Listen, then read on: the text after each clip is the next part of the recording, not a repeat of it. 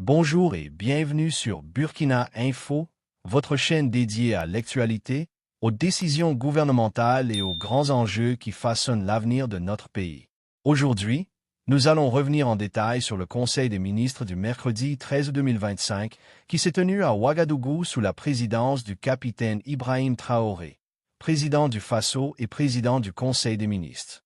Pendant plus de 3 heures de séance, plusieurs dossiers importants ont été examinés et adoptés.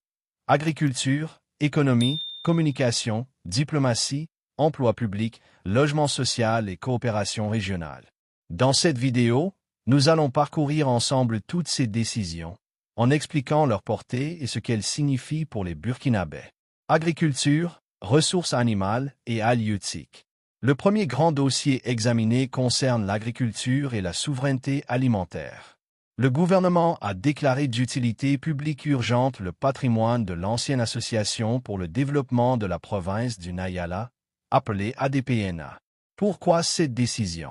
Après la dissolution de l'association et le transfert de ses biens à l'OCAD Nayala, des tensions sont apparues entre anciens membres, menaçant la cohésion sociale locale.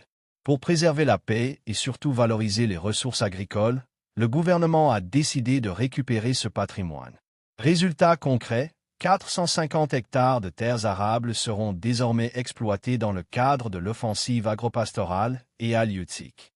Un choix qui s'inscrit directement dans la stratégie nationale de souveraineté alimentaire, un objectif prioritaire pour l'exécutif. 2. Économie et finances, régulation de la communication. Le Conseil a adopté un décret important pour le secteur de la communication.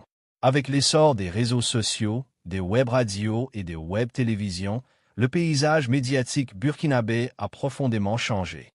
Jusqu'ici, la législation n'était plus adaptée à ces nouveaux acteurs. Désormais, ce décret instaure des redevances et taxes applicables à toutes les formes de communication audiovisuelle, y compris sur Internet. L'objectif est double.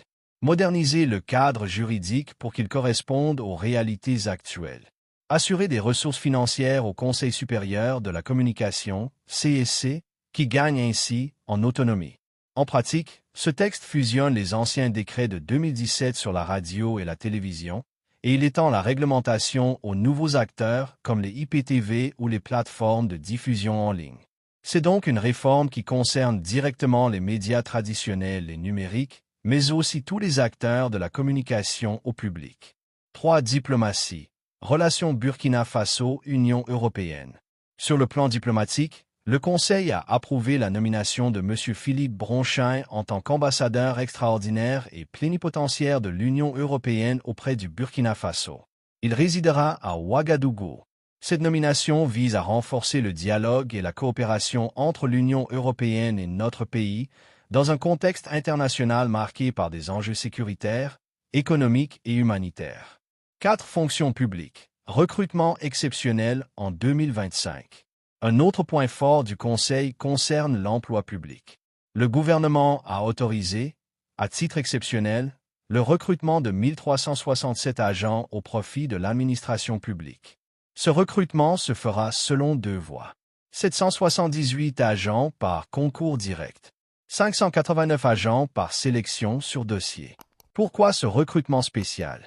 Parce que le pays est engagé dans une nouvelle dynamique de développement, avec de grands chantiers tels que les initiatives présidentielles, l'offensive agropastorale et halieutique ou encore la réforme du cadastre.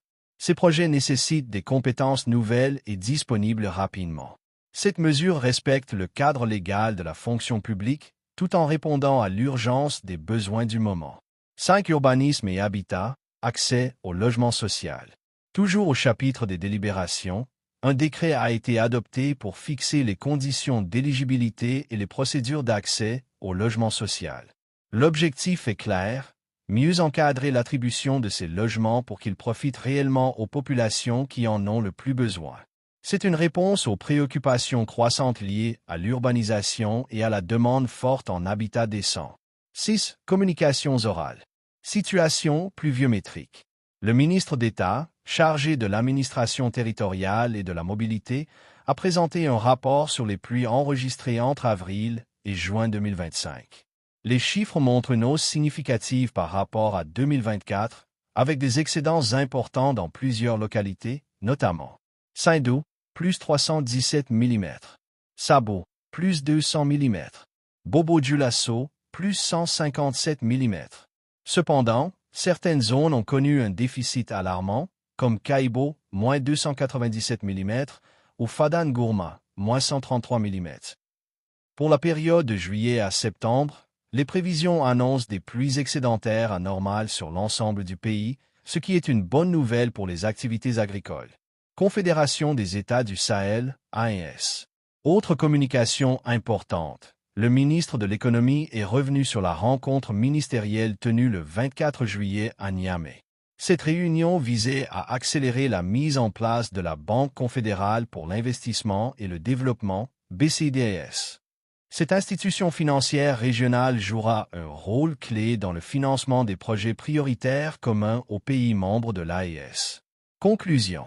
En résumé, le Conseil des ministres du 13-2025 a été riche en décisions structurantes.